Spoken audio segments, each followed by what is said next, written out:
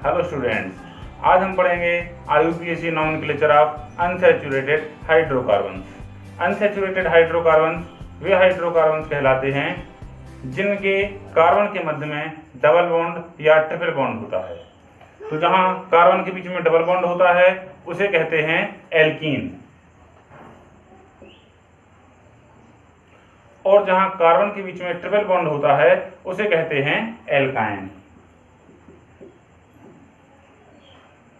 तो एल्कीन की विशेषता क्या होती है? यहाँ कार्बन के बीच में डबल बॉन्ड होता है।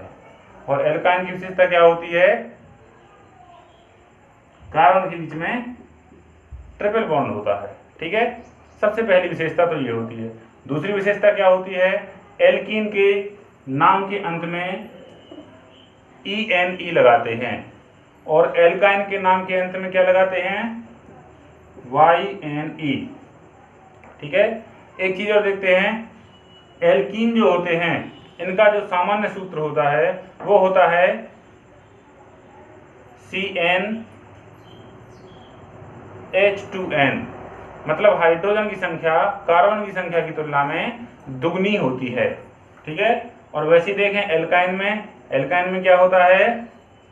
CnH2n-2। मतलब हाइड्रोजन की संख्या कार्बन की संख्या से दोगुने से 2 कम होती है। ठीक है, तो ये सामान्य बातें हैं जो हमें एल्कीन और एल्काइन के बारे में पता होनी चाहिए। अब हम आते हैं इनके IUPAC नाम पर।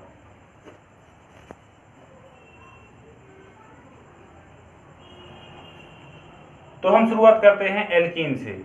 एल्कीन का सबसे सिंपल जो एग्जाम्पल है वो क्या है? CH2 double bond CH2। इसका नाम क्या होता है? इसे हम कहते हैं इथिलीन। ये इसका सामान्य नाम है, और IUPAC में इसका नाम होता है इथीन।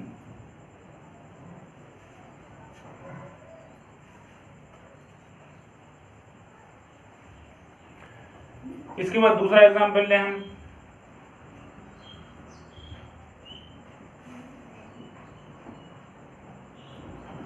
इसमें देखते हैं 3 कार्बन हैं, इसलिए इसका नाम क्या होगा? प्रोपीन। इसके बाद हम तीसरा एग्जाम्पल लेते हैं।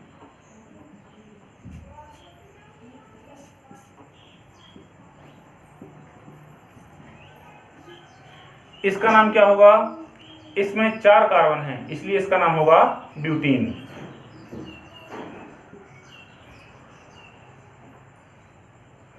अब यहां जरा ध्यान दें, ये जो डबल बॉन्ड है ये डबल बॉन्ड फर्स्ट पोजीशन पर है, इसीलिए हम इसका नाम क्या लिखेंगे? ब्यूट 1-ईन। तो इसका सही नाम क्या होगा? ब्यूट 1-ईन। ये होगा इसका सही नाम। इसे हम ब्यूटीन भी कहेंगे, लेकिन ये IUPAC रूल्स के हिसाब से सही नहीं माना जाएगा। सही नाम कौन सा माना जाएगा? ब्यूट 1-ईन। कहीं कहीं 1-ब्यूट-ईन भी लिखा रहता है, कहीं 1-ईन ब्यूटीन लिखा रहता है। तो ये सारे नाम गलत होते हैं। सही जो नाम है वो क्या होगा? ब्यूट 1-ईन। अब आप कहेंगे यहाँ भी तो 1 पर है डबल बॉन्ड, तो यहाँ क्यों नहीं लिखा गया? यहाँ इसलिए नहीं लिखा गया क्योंकि इसके लिखने की कोई आवश्यकता नहीं थी। यदि ये डबल बॉन्ड यहाँ है तब भी 1 पे ही होगा, और ये डबल बॉन्ड यहाँ होगा तब भी 1 ही होगा। इसीलिए जहाँ आवश्यकता नहीं होती है वहाँ हम इसकी चर्चा नहीं करते हैं।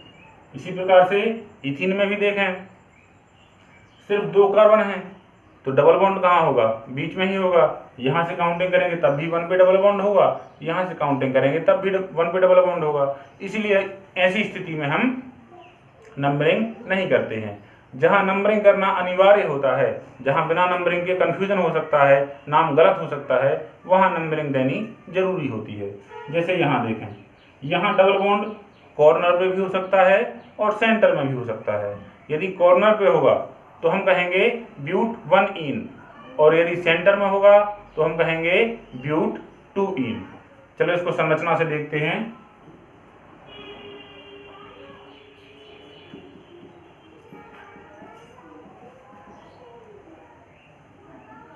इस एग्जाम्पल में डबल बॉन्ड कहाँ है, सेंटर में है, मतलब दूसरे और तीसरे कार्बन के बीच में है। तो हम क्या मानते हैं, ये दूसरे कार्बन पर है।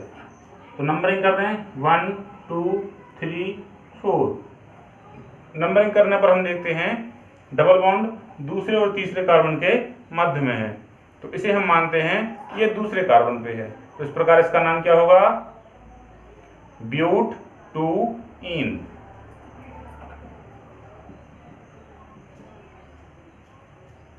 इस प्रकार से इसका नाम होगा ब्यूट-2-ईन।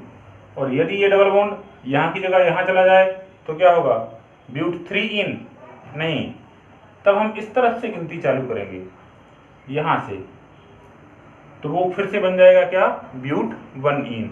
तो इसकी दो कंडीशन पॉसिबल हैं ब्यूटीन में, या तो कॉर्नर पे होगा तो उसका नाम होगा ब्यूट-1-ईन, या सेंटर में होगा उसका नाम होगा ब्यूट-2-ईन।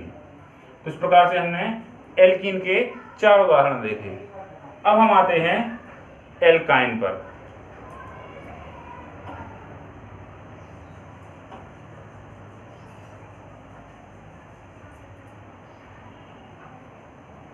इन्हीं एग्जाम्पल्स में हम एक एक बॉन्ड बढ़ा देते हैं।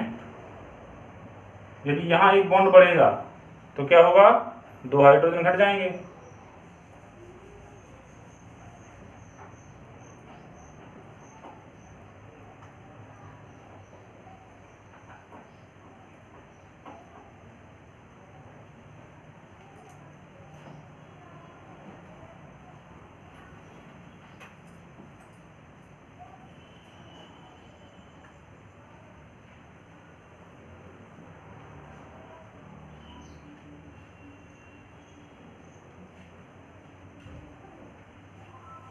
इस प्रकार से अब हम चारों एग्जाम्पल्स को एक बार फिर से देखते हैं। यहां देखते हैं CH ट्रिपल बॉन्ड CH, इसका नाम क्या होता है, इसका नाम होता है एसिटिलीन। जनरल नेम होता है इसका एसिटिलीन। और इसका IUPAC नाम क्या होगा, हम बता चुके हैं कि इसके नाम में YN लगता है, इसलिए इसका नाम क्या होगा, इथाइन। और इसका नाम क्या होगा,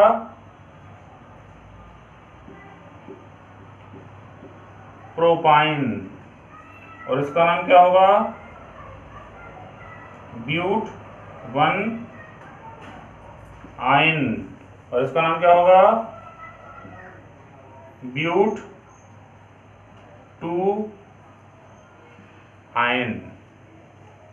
तो इस प्रकार हमने देखा एल्कीन और एल्काइन के बारे में। अब कुछ कंडीशंस ऐसी बनती हैं कि जब डबल बॉन्ड और ट्रिपल बॉन्ड एक साथ किसी कंपाउंड में आ जाते हैं तो उसमें क्या स्थिति बनेगी, इसके बारे में हम चर्चा करेंगे अगले वीडियो में। धन्यवाद।